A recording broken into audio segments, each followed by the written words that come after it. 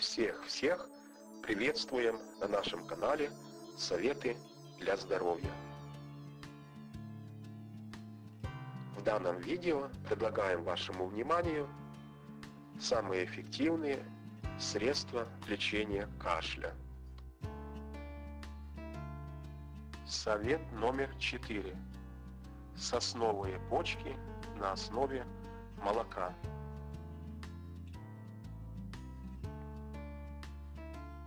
Для лечения кашля у детей в давние времена применяли очень простой народный рецепт, который актуален и сейчас.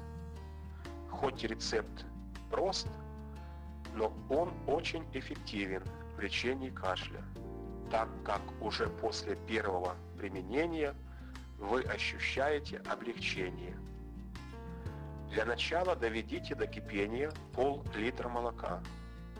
Когда молоко закипит, снимите его с огня и добавьте 1 столовую ложку сосновых почек.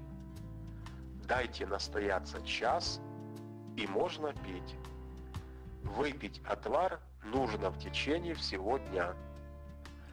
Далее повторяйте процедуру по мере необходимости. Благодарим вас за то, что были с нами. Желаем вам всем крепкого здоровья. Заходите на наш канал и подписывайтесь. До скорых встреч!